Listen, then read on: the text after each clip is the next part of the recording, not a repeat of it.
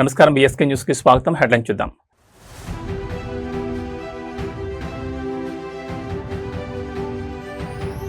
కుప్పం వేదికగా ఏపీ పారిశ్రామిక విప్లవం, స్పీడ్ ఆఫ్ డూయింగ్ బిజినెస్ కు సీఎం చంద్రబాబు శ్రీకారం.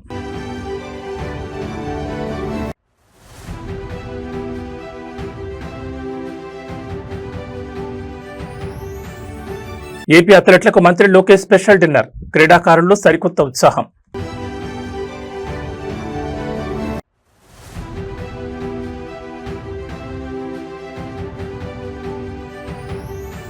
ఢిల్లీ వేదికగా తెలంగాణ కీలక డిమాండ్, కేంద్ర మంత్రి అన్నపూర్ణాదేవితో ఉన్నత స్థాయి భేటీ.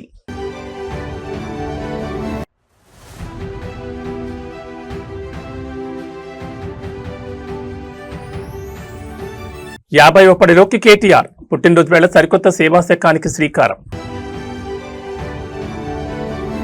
ఇక డీటెయిల్స్ చూస్తే ఆంధ్రప్రదేశ్ పారిశ్రామిక ముఖ చిత్రాన్ని మార్చే సరికొత్త శకానికి ముఖ్యమంత్రి చంద్రబాబు నాయుడు తన సొంత నియోజకవర్గం కుప్పం వేదికగా శ్రీకారం చుట్టారు. ఈజ్ ఆఫ్ డూయింగ్ బిజినెస్ కాలం ముగిసిందని, ఇకపై ఏపీ అంటే స్పీడ్ ఆఫ్ డూయింగ్ బిజినెస్ అని సరికొత్త నినాదాన్ని వినిపించారు. కుప్పం కేవలం ఒక నియోజకవర్గం కాదు, అది నా గుండె చెప్పడు, నా ఒక ఎమోషన్ అంటూ భావోద్వేగానికి గురైన చంద్రబాబు కుప్పాన్ని దేశంలోని అత్యుత్తమ ఆదర్శ నియోజకవర్గంగా తీర్చిదిద్దేందుకు స్వర్ణ కుప్పం విజన్ 2029ని లాంచ్ చేశారు. గుడిపల్లి మండలం పొగురుపల్లిలో జరిగిన స్వర్ణకుప్పం పెట్టుబడుల వేదిక బహిరంగ సభలో ముఖ్యమంత్రి ఏకంగా 9,322 కోట్ల విలువైన 27 పరిశ్రమలకు శంకుస్థాపనలు మరియు ప్రారంభోత్సవాలు చేశారు. ఈ ప్రాజెక్టుల ద్వారా కుప్పం నియోజకవర్గంలోని దాదాపు 39,000 మంది యువతకు నేరుగా ఉద్యోగ అవకాశాలు రాబోతున్నాయి. దేశంలోనే తొలి బ్యాటరీ అనోడ్ మెటీరియల్ ప్లాంట్ ను అధా గ్రూప్ 2,081 కోట్లతో ఇక్కడే ఏర్పాటు చేస్తుండడం విశేషం. అంతేకాదు, పైనీర్ క్లీన్ యాంప్స్ సంస్థ 150 కోట్లతో 2-సీటర్ ట్రైనర్ విమానాల తయారీ యూనిట్ ను కూడా కుప్పంలో నెలకొల్పుతోంది. ఈ సందర్భంగా చంద్రబాబు మాట్లాడుతూ తన డ్రీమ్ ప్రాజెక్ట్ అయిన వన్ ఫ్యామిలీ వన్ ఎంటర్ప్రెన్యూర్ ప్రతి కుటుంబం నుంచి ఒక పారిశ్రామికవేత్త విధానానికి కుప్పం నుంచి అడుగులు పడాలన్నారు. యువత ఉద్యోగాలు వెతుక్కునే వాడుగా కాకుండా ఉద్యోగాలు ఇచ్చే స్థాయికి ఎదగాలని పిలుపునిచ్చారు.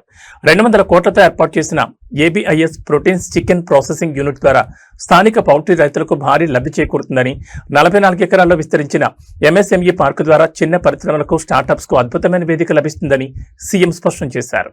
ఈ రోజు మా యువత ఇక్కడ ఉన్నారు, వాళ్ళకు ఒకటే విజ్ఞప్తి చేస్తున్నా.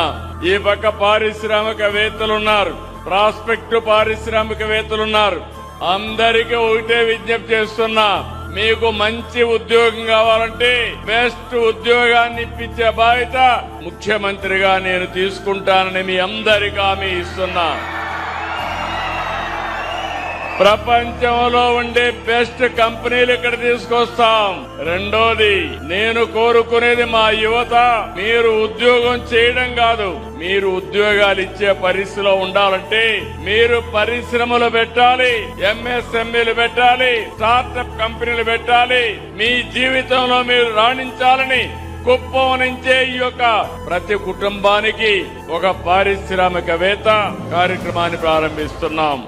అంతర్జాతీయ క్రీడా వేదికలపై భారత త్రివర్ణ పతాకంతో పాటు ఆంధ్రప్రదేశ్ ఖ్యాతిని సగర్వంగా చాటి చెప్పేందుకు మన ఏపీ అథ్లెట్లు సిద్దమవుతున్నారు.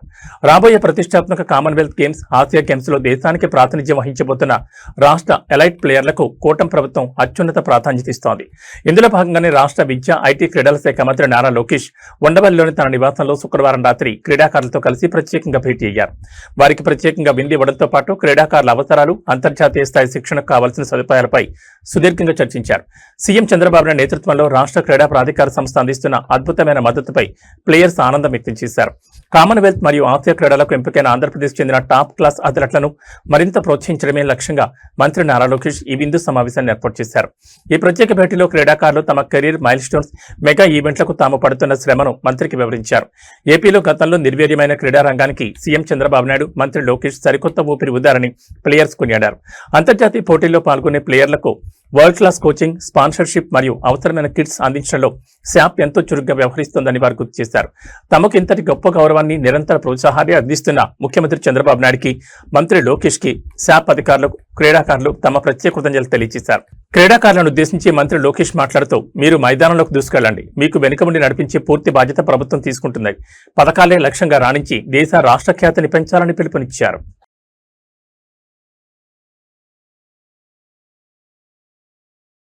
కేంద్ర రాష్ట్ర ప్రభుత్వాల భాగస్వామ్యంతో నడిచే మహిళా శిశు సంక్షేమ పథకాలకు సంబంధించి తెలంగాణ ప్రభుత్వం ఢిల్లీ వేదికగా అత్యంత కీలకమైన డిమాండ్లను కేంద్రం ముద్రించింది. దేశ రాజధానిలో కేంద్ర మహిళా శిశు సంక్షేమ శాఖ మంత్రి అన్నపూర్ణాదేవితో జరిగిన ఉన్నత స్థాయి సమావేశంలో తెలంగాణ ప్రతినిధులు పాల్గొన్నారు.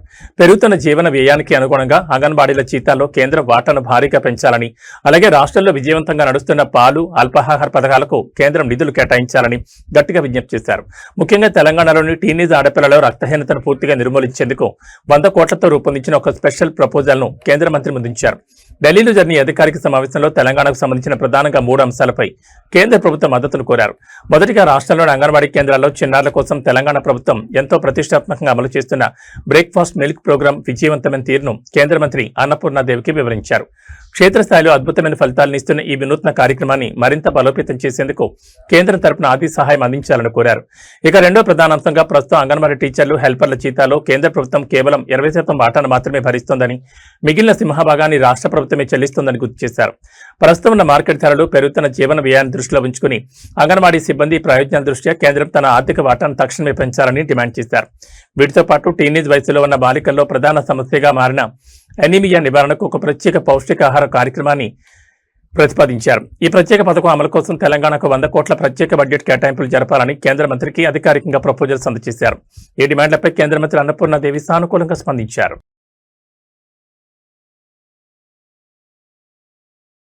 రాజకీయాల్లో నిత్యం బిజీగా ఉంటూ ప్రజా సమస్యలపై గళమెత్తే బీఆర్ఎస్ వర్కింగ్ ప్రెసిడెంట్ కేటీఆర్ తన వ్యక్తిగత జీవితంలో ఒక అద్భుతమైన మైలుస్టోన్ మరింత అర్థవంతంగా మార్చుకున్నారు. ఈ ఏడాది జూలై 24వ తేదీతో కేటీఆర్ 50వ పట్లకు అడుగుపెడుతున్నారు.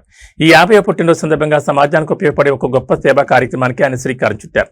హైదరాబాద్ లో జరిగిన స్పర్శ సంస్థ వార్షికోత్సవంలో పాల్గొన్న ఆయన తల్లిదండ్రులు లేని 50 మంది నిరుపేద యువతుల ఉన్నత చదువులకు, వారి ఉపాధి సాధికారతకు తన సొంత నిధుల నుంచి పూర్తి ఆర్థిక సహాయాన్ని అందిస్తానని ప్రకటించి అందరి హృదయాలు గెలుచుకున్నారు. మహిళల విద్య, నైపుణ్యాభివృద్ధి ద్వారా వందలాది నిరుపేద కుటుంబాల్లో వెలుగులు నింపుతున్న స్పర్శ సేవా సంస్థ వార్షికోత్సవ వేడుకలు హైదరాబాద్ జీఆర్సీ కన్వెన్షన్ సెంటర్లో ఘనంగా జరిగాయి. ఈ కార్యక్రమానికి ప్రముఖ నటి, సామాజిక కార్యకర్త అమలా అక్కినేనితో కలిసి కేటీఆర్ హాజరయ్యారు. ఈ సందర్భంగా కేటీఆర్ మాట్లాడుతూ బాధ్యతాయుతమైన పౌరుడిగా సమాజంలో అవసరాల్లో ఉన్న వారిని ఆదుకోవడం మన అందరి కనీస ధర్మమన్నారు. అందుకే ఈ ఏడాది నుంచి తల్లిదండ్రులు లేని 50 మంది యువతుల విద్య, భవిష్యత్ బాధ్యతను తాను పూర్తిగా స్వీకరిస్తున్నట్లు ప్రకటించారు. ప్రభుత్వ సాయంతో సంబంధం లేకుండా తన సొంత సంపాదన నుంచి ఈ 50 మంది విద్యార్థుల ఫీజులు, హాస్టల్ ఖర్చులు మరియు ఇతర విద్యా సామగ్రి ఖర్చులను భరిస్తానని స్పష్టం చేశారు. పేదరికం కారణంగా ఏ ఒక్క ఆడపిల్ల చదువుకు దూరం కాకూడదనే ఉద్దేశంతోనే ఈ నిర్ణయం తీసుకున్నట్టు చెప్పారు. ఈ సందర్భంగా మహిళా సాధికారత కోసం నిరంతరం శ్రమిస్తున్న స్పర్శ ఎన్జీఓ ప్రతినిధులను కేటీఆర్ మరియు అమలా అక్కినేని ప్రత్యేకంగా అభినందించారు. So what I would like to do is, instead of just possibly just cheering you on, I will commit to sponsoring and supporting 50 young girls from this year. I will do it from my personal account. Hopefully, like I told you last time, I'll also raise awareness. I'll also connect you to more people. I'll probably also help you connect to other, good donors who would come forward, who would also fund you. And I'm hoping that, I'm only doing this with one intent. My daughter is 17. She goes to college this year. And I can imagine if she didn't have a father, if she didn't have a parent, if she had an upward battle, what could have happened to her? I think, there's no point in living as a human being if you don't have that empathy, if you don't have that sense of despair when you see somebody who is underprivileged, sense of frustration when you can't help somebody who is in need. Today, I think whoever is upstairs has been very kind to me, has given me a lot, and whatever little I can give back to the society in the form of supporting these wonderful initiatives. Global manufacturing hub గా భారత్ నిలిపే దిశగా కేంద్ర ప్రభుత్వం మరో భారీ అడుగు వేసింది. దేశ ఆర్థిక పారిశ్రామిక రంగాల రూపురేఖలను మార్చేలా శనివారం ఒకే రోజు 1,00,000 కోట్లకు పైగా నిధులతో కూడిన మెగా ప్రాజెక్టులకు ప్రధానమంత్రి నరేంద్ర మోడీ స్వయంగా శ్రీకారం చుట్టారు. రాజస్థాన్, గుజరాత్ రాష్ట్రాల్లో సుదీర్ఘంగా సాగిన ఈ పర్యటనలో విమానయానం, మెట్రో రవాణా, గ్రీన్ ఎనర్జీ, పెట్రోకెమికల్స్ తో పాటు ఎంతో కాలంగా దేశం ఎదురు చూస్తున్న సెమీ కండక్టర్ చిప్ తయారీ రంగానికి మోదీ బూస్టింగ్ ఇచ్చారు. ప్రధాని నరేంద్ర మోడీ తన పర్యటన రాజస్థాన్లోని జోధ్పూర్ లో ప్రారంభించారు. అక్కడ 480 కోట్లతో ఏటా 20 లక్షల మంది ప్రయాణికులను హ్యాండిల్ చేసే సామర్థ్యంతో రాజస్థాన్ రాయల్ హెరిటేజ్ శైలిలో నిర్మించిన సరికొత్త ఎయిర్పోర్ట్ టెర్మినల్ ను ప్రారంభించారు. ఇదే వేదికపై నుంచి దేశవ్యాప్తంగా విమానయాన రంగాన్ని మరింత బలోపేతం చేసేందుకు 28,840 కోట్ల అంచనా వ్యయంతో మోడిఫైడ్ ఉడాన్ పథకానికి గ్రీన్ సిగ్నల్ ఇచ్చారు. అనంతరం బాలోత్రాలోని పచ్పదరకు చేరుకున్న ప్రధాని హిందుస్థాన్ పెట్రోలియం మరియు రాజస్థాన్ ప్రభుత్వం సంయుక్తంగా 79,450 కోట్లతో నిర్మించిన దేశంలోని మొట్టమొదటి greenfield integrated refinery come petrochemical complex ను జాతికి అంకితం చేశారు. అలాగే 13,000 కోట్ల జైపూర్ మెట్రో ఫేజ్ 2 ప్రాజెక్టుకు శంకుస్థాపన చేయడంతో పాటు బికనీర్లో నిర్మించిన 1300 మెగావాట్ల సోలార్ పవర్ ప్లాంట్ ను ప్రారంభించారు. ఇక పర్యటన ముగింపులో గుజరాత్లోని సనంద్కు చేరుకున్న PM Modi India semiconductor machine కింద 7,500 కోట్లతో టాటా మరియు సిజీ సెమీ సంయుక్తంగా నిర్మించిన అత్యాధునిక ఓఎస్ఏటి సెమీకండక్టర్ ప్లాంట్ ను లాంచ్ చేశారు. ఆటోమొబైల్, 5G, కృత్రిమ మేధస్సు, AI రంగాలకు అవసరమైన చిప్లను ఈ ప్లాంట్ దేశీయంగానే అందించబోతోంది. ఆంధ్రప్రదేశ్లో అధికారంలో ఉన్న కూటమి ప్రభుత్వానికి ఇప్పుడు సొంత పార్టీల అంతర్గత విభేదాలు పెద్ద తలనొప్పిగా మారుతున్నాయి. వైఎస్ఆర్ కడప జిల్లా బద్వేల్ నియోజకవర్గ తెలుగుదేశం పార్టీలో వర్గపోరు ఒక్కసారిగా బట్టబయలింది. నియోజకవర్గంలో రితీష్ రెడ్డి, సూర్యనారాయణ రెడ్డి వర్గాల మధ్య చాన్నాళ్లుగా సాగుతున్న ఆధిపత్య పోరును శాంతింపజేసేందుకు వెళ్లిన రాష్ట్ర మంత్రి సవితకు తీవ్ర చేదు అనుభవం ఎదురైంది. మంత్రి ముందే ఇరు వర్గాల నాయకులు, కార్యకర్తలు ఒకరిపై ఒకరు రెచ్చిపోతూ తమ నాయకుడికి ఇన్ఛార్జ్ పదవి ఇవ్వాలంటూ భారీ ఎత్తున నినాదాలు చేశారు. దీంతో సమన్వయ కమిటీ సమావేశం కాస్త తీవ్ర రసాభాత్గా మారింది. బద్వేల్ నియోజకవర్గంలో టీడీపీ బలాన్ని పెంచేందుకు పార్టీ అధిష్టానం కొన్ని కీలక మార్పులకు శ్రీకారం చుట్టింది. ఇందులో భాగంగా గతంలో చురుగ్గా ఉన్న రితీష్ రెడ్డిని కొంతకాలంగా పక్కన పెడుతూ సూర్యనారాయణ రెడ్డికి నియోజకవర్గ పూర్తి బాధ్యతలను అప్పగించేందుకు అధిష్టానం ముమ్మర ప్రయత్నాలు చేస్తోంది. ఈ పరిణామాలపై రితీష్ రెడ్డి వర్గం తీవ్ర అసంతృప్తితో రగిలిపోతోంది. ఈ క్రమంలోని ఇరు వర్గాల మధ్య సయోధ్య కుదిర్చేందుకు మంత్రి సబిత నేతృత్వంలో బద్వేల్లో ప్రత్యేక సమావేశం ఏర్పాటు చేశారు. అయితే సమావేశం ప్రారంభం కాగానే ఇరు వర్గాల కార్యకర్తలు ఒక్కసారిగా రెచ్చిపోయారు. మా నాయకుడికే ఇన్ఛార్జ్ పదవి ఇవ్వాలి, లేదంటే ఊరుకునేది లేదంటూ మంత్రి ముందే పోటాపోటీగా నినాదాలు చేస్తూ రచ్చలేపారు.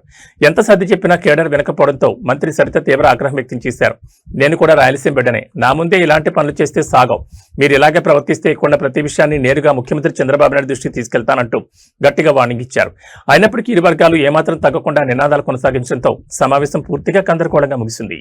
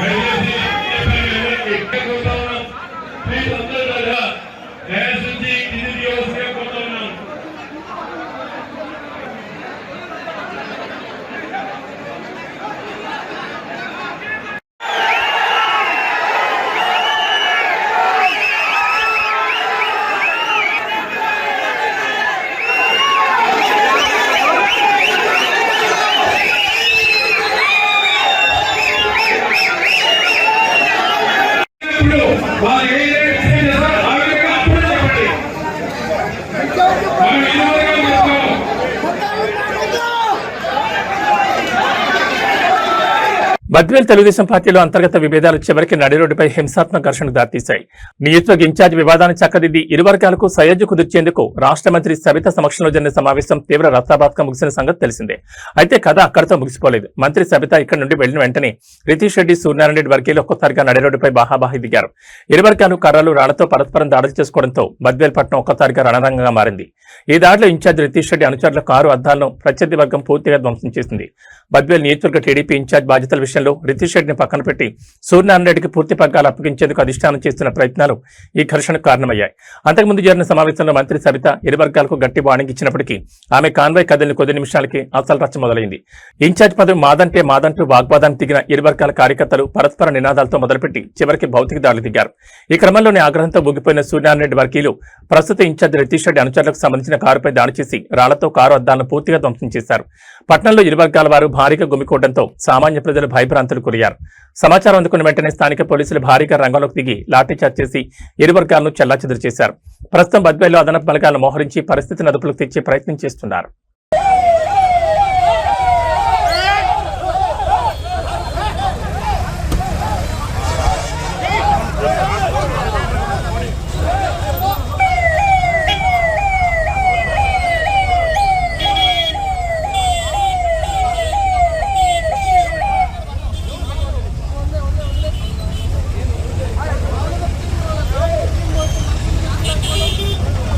హైదరాబాద్ నగరంలో చెరువుల పరిరక్షణ, ఎన్క్రోచ్మెంట్ల తొలగింపు పేరిట దూసుకుపోతున్న హైడ్రా బుల్డోజర్లు చివరికి పేద మధ్యతరగతి ప్రజల పొట్టకొడుతున్నాయా?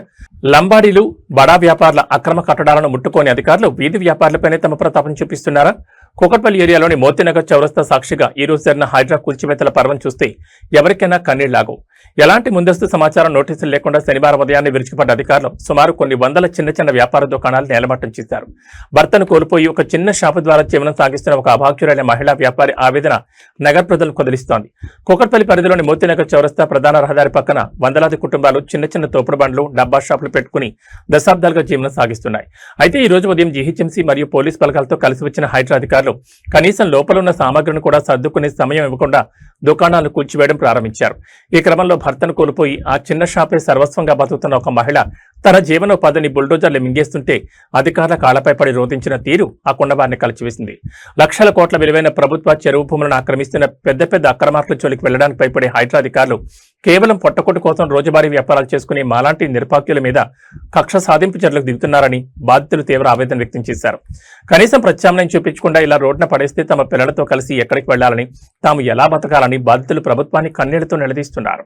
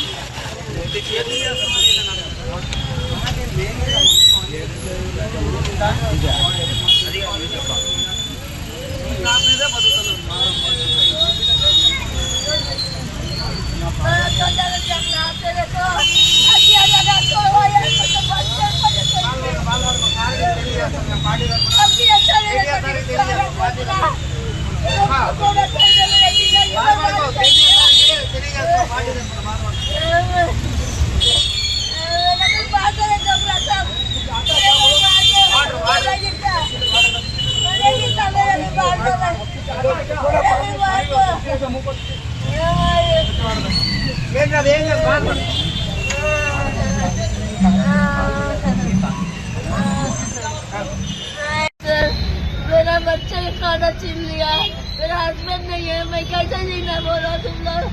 मेरा नंबर तोड़ दिया तो मैं क्या खाऊं। इतने साल से, आज 30 साल 35 साल से है मैं जीना। आज कहाँ जा बोलो, मेरा मर कितने साल हो गया, 10 से मेरे साल हो गए। आज कहाँ जाना मैं बोलो। तुम लोग सब बर्बाद कर, तुम लोग की जिंदगी बर्बाद हो जाएगा, देख लेना तबाह हो जाएगा तुम लोग का जिंदगी। रेवंत रेड्डी कुलचेद हाइड्रा जिंदगी बर्बाद होगा तुम लोग का। कभी अच्छा नहीं रहेगा तुम लोग मेरा चीज छोड़ के, कभी अच्छा नहीं रहेगा, कभी अच्छा नहीं रहेगा तुम लोग का। सारा डोकला ఆధునిక సమాజంలో ఇంకా కుల బహిష్కరణలు, సామాజిక వివక్షలు కొనసాగడం సిగ్గుచేటు.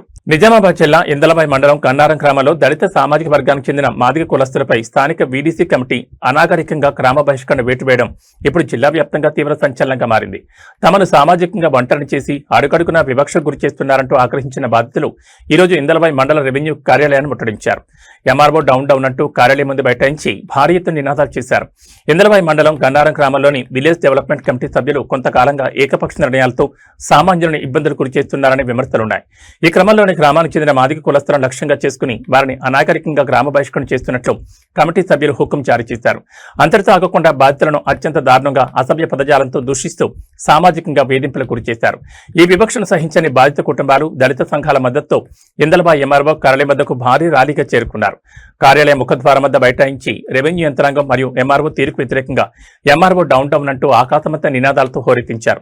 తమకు గ్రామంలో రక్షణ కల్పించాలని, రాజ్యాంగ విరుద్ధంగా వ్యవహరిస్తున్న వీడీసీ కమిటీ సభ్యులపై కఠినమైన చట్టపరమైన చర్యలు తీసుకునే వరకు కదిలేదు లేదని బాధితులు భీష్మించి కూర్చున్నారు.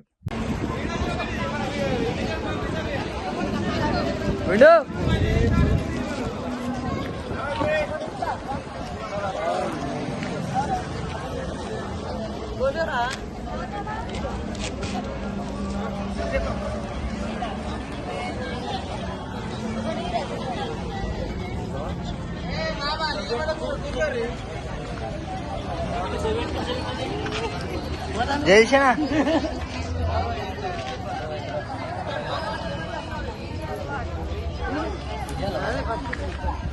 సప్తసాగర దాచే ఎల్లు సినిమాతో తెలుగు, కన్నడ ప్రేక్షకులకు అమాయకపు చూపులతో అద్భుతమైన నటనతో దగ్గరైన బ్యూటీ రుక్మిణి వసంత్.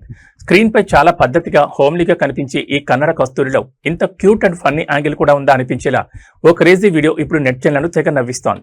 సాధారణంగా సెలబ్రిటీలు రకరకాల మైమింగ్, ఇమిటేషన్ ఆర్ట్స్ చేయడం మనం చూస్తూ ఉంటాం. కానీ రుక్మిణి వసంత్ మాత్రం ఏకంగా ఓ మేకర్ను పర్ఫెక్ట్ గా ఇమిటేట్ చేసి సోషల్ మీడియాను షేక్ చేస్తున్నారు. ఆమె అలా అరవడమే ఆలస్యం, అక్కడ ఉన్న ఒక మేక కూడా రిప్లై ఇవ్వడం ఇక్కడ అసలైన హైలైట్. షూటింగ్ గ్యాప్ లోనో లేదా ఒక అవుట్డోర్ ట్రిప్ లోనో ఉన్న రుక్మిణి వసంత్ సరదాగా తన చుట్టూ ఉన్న మేకను చూసి ముచ్చటపడ్డారు. ఈ క్రమంలోనే తనలోని ఒక హిడెన్ టాలెంట్ కు పని చెప్పారు. అచ్చం మేక ఎలా అరుస్తుందో అదే శబ్దంతో, అదే పిచ్ తో చాలా పర్ఫెక్ట్ గా మేకల అరిచి చూపించారు. రుక్మిణి వసంత్ ఇమిటేషన్ ఎంత రియలిస్టిక్ గా ఉందంటే ఆ సౌండ్ వినగానే అక్కడున్న ఒక నిజమైన మేక కూడా ఏమాత్రం ఆలస్యం చేయకుండా ఆమెకు రిప్లై ఇస్తూ తిరిగి అరిచింది. ఈ క్యూట్ కాన్జర్వేషన్ అక్కడున్న వారు వీడియో తీసి సోషల్ మీడియాలో పోస్ట్ చేయడంతో అది కాస్త క్షణాల్లో వైరల్ గా మారింది. ఈ వీడియో చూసిన నెట్జన్లు, అభిమానులు రుక్మిణి క్యూట్నెస్ కు పడిపోతున్నారు. సినిమా ఇండస్ట్రీలో గ్రేటెస్ట్ ఆఫ్ ఆల్ టైమ్ అనే అర్థంలో వాడే GOAT అనే పదాన్ని ఇక్కడ నిజమైన అర్థంలో వాడుతూ Rukmini is the real GOAT అంటూ సోషల్ మీడియాలో క్రేజీ మీమ్స్, కామెంట్స్ తో ట్రెండ్ చేస్తున్నారు. Yeah. Okay, watch me.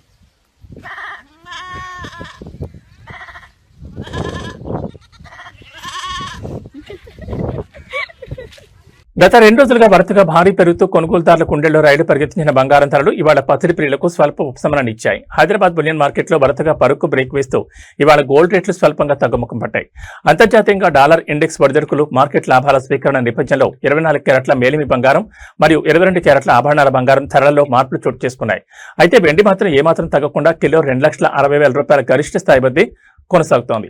Hyderabad bullion మార్కెట్లో ఇవాళ 24 క్యారెట్లకు చెందిన 10 గ్రాముల మేలిమి బంగారం ధర 270 రూపాయల మేర తగ్గింది. దీంతో నిన్నటి భారీ ధర నుంచి దిగివచ్చి ప్రస్తుతం మార్కెట్లో 10 గ్రాముల రేటు 1,46,730కి చేరింది. అదేవిధంగా సామాన్యులు ఎక్కువగా కొనుగోలు చేసి 22 క్యారెట్లకు చెందిన 10 గ్రాముల ఆభరణాల బంగారం ధర కూడా 250 మేర తగ్గింది. ఈ తగ్గుదలతో ప్రస్తుతం మార్కెట్లో 22 క్యారెట్ల గోల్డ్ రేటు 1,34,500 పలుకుతోంది. బంగారం ధరలు ఇలా స్వల్పంగా దిగివచ్చినా వెండి మాత్రం ఏమాత్రం తగ్గలేదు. మార్కెట్లో ఇవాళ కేజీ వెండి ధర 2,60,000 వద్దే ఎలాంటి మార్పు లేకుండా స్థిరంగా కొనసాగుతోంది.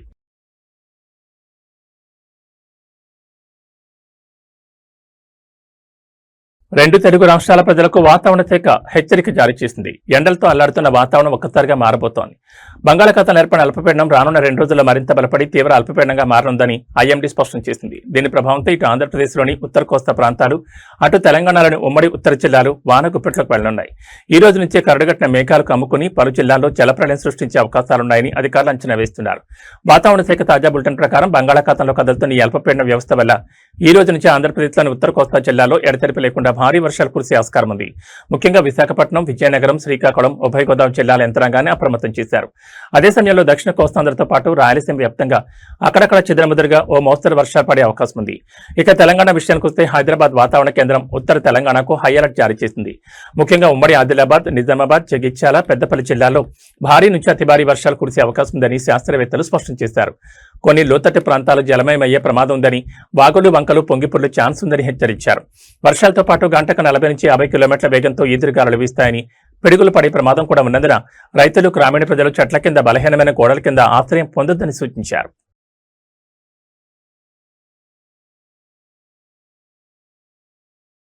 ఏబీ బులెటిన్ విశేషాలు. నమస్కారం.